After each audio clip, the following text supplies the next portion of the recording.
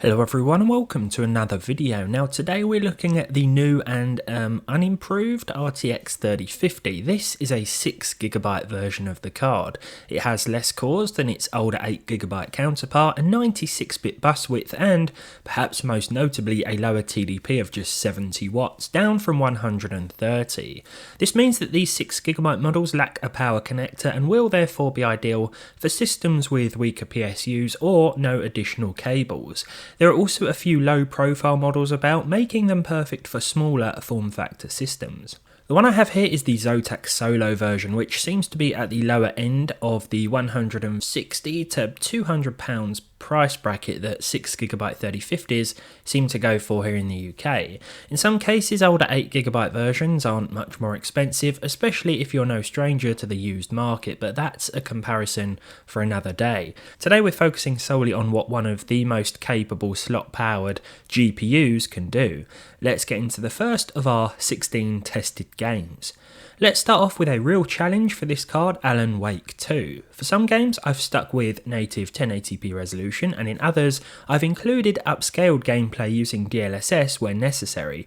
Alan Wake 2 was one of these examples. At native 1080p with the lowest settings, the performance was pretty good. 51 FPS on average with a 1% low of 42 and a 0.1% low of 35. The game still looks great, and if we look at the on-screen stats, we can see that the card isn't exceeding 70 watts of power, and the temperature is remaining very reasonable. For closer to 60 FPS DLSS quality is required, but this means we can also push the settings up a bit. The low preset keeps a few of the visual options at higher values, and this time around we hit 59 FPS on average, with similar percentile lows as before. Apex Legends is an online competitive FPS game, and as such the more frames the better. That said, there's no harm in keeping a couple of the settings turned up. In this case, the texture streaming budget was left at very high and TSAA was enabled too. Across 3 random games, the average frame rate was 193, with percentile lows of 144 and 109 respectively. In Baldur's Gate 3, I stuck to native 1080p resolution and made use of the medium preset for a close to 70 FPS average. I've paired the card with an i5 processor today, which will allow it to reach its maximum potential throughout, but honestly, even a modern i3 or older Ryzen 5 would be a fine pairing for one of these too. This card could still stretch its legs. In Call of Duty Warzone, the basic preset is fine for at least 60 FPS, but I did notice some drops below this in-game, sometimes to around the high 40s. This isn't ideal, and the same thing happened with even lower settings. With that said, enabling DLSS quality mode again really smoothed things out, not only making a huge difference to our average figure, but improving the 1 and 0.1% lows. Counter-Strike 2 was problem-free. This seems to be more GPU demanding than its predecessor, and in this case we saw 281 FPS with the low preset. FSR will default to balanced with this preset, but I turned it off as it wasn't necessary here. There are a couple of ways we can enjoy Cyberpunk 2077 with at least 60 FPS. The first is to set everything to the lowest settings manually and disable any form of upscaling. The game still looks decent, if not a little empty, but surprisingly the RTX 3050 6GB manages 73 FPS and even the 1% figure stays above 60. Just. Alternatively, we can make use of DLSS quality mode again, as well as bumping things up to the medium preset with medium crowds. The game looks a little better for it, and we saw just under 80 FPS with these visual options. The experience remained very consistent as well. Not bad for a low power, entry-level RTX card. We will get into the buts later, however. Elden Ring by default has a 60 FPS cap that I tend to leave in place. The 3050 6GB hit this with the high preset. The only things I changed as usual were the depth of field and motion blur settings, which I tend to disable in every game as a personal preference. Fallout 4 has seen a bit of a resurgence in popularity thanks to the TV show, so I thought I'd throw it back into the benchmarks because it does run pretty well on a wide range of hardware. That said, it does have an FPS cap, and this is usually best left enabled to avoid certain issues with physics and gameplay. Now that said, it's clear from this 120 FPS average with the Ultra preset that there are no issues here, so if you're looking to play this for the first time or get back into it, you shouldn't have any problems, especially with a modern entry-level 30 series card. I'm pretty sure there are still some problems with an uncapped FPS though, but there's probably a mod to sort things out, right? I ran Fortnite in DX11 mode with the medium settings, 100% 3D res and TAA. This produced a decent 140 FPS, though if you want higher than this, reducing a couple of options or dropping down to the low preset would give you a nice bump in performance. This also has a DX12 option and performance mode, so we could enable enhanced visual effects if we wanted, which with this card isn't really worth it, or we could go the complete opposite end of the visual spectrum to maximise the frame rate at the expense of most of the graphical fidelity. Forza Horizon 5 as usual ran really well, dare I say we could have gone even higher in terms of settings. We do have the 6GB VRAM limitation to bear in mind though. It doesn't seem to have been problematic so far, and I think we'd run into a performance limitation due to other factors before anything else in some games. No issues with hitting over 100 FPS in Forza with the high preset and solid percentile lows.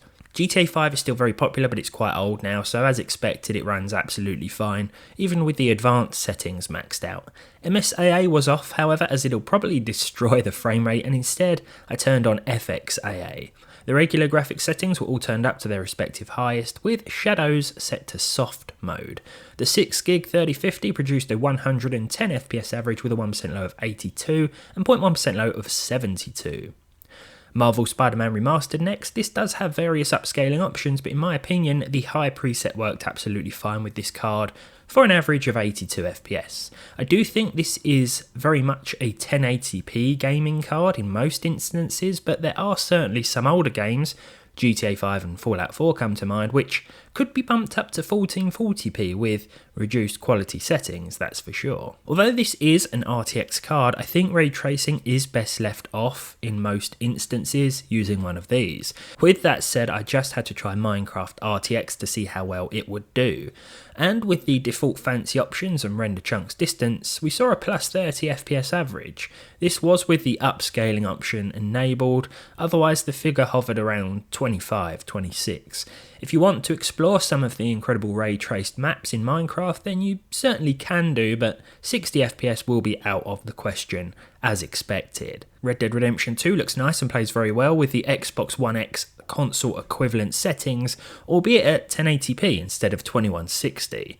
These are my go-to settings with entry-level cards, and we saw at least 60 FPS, at least 70 in fact, with these options. A few dips and drops here and there, but overall it was mostly consistent. Starfield up next. Now I am a fan of this game, but I'm not a fan of its performance. With the low preset, which basically turns everything to its minimum, we hit an average of 48 FPS. This was with the render resolution at 100%, so no upscaling was involved here. However, for at least 60 frames per second, I found that enabling DLSS and setting it to the balanced mode did the trick. There will still be a few drops below 60 FPS of course, but this is probably how I'd play the game if I was using one of these cards every day.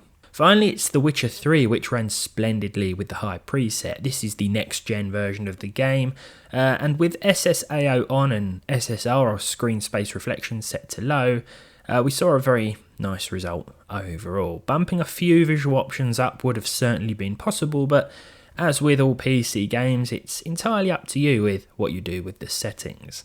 Now overall, the 6GB 3050 is a pretty capable 1080p gaming card, but I think it's more of a niche product, and these full height ones even more so.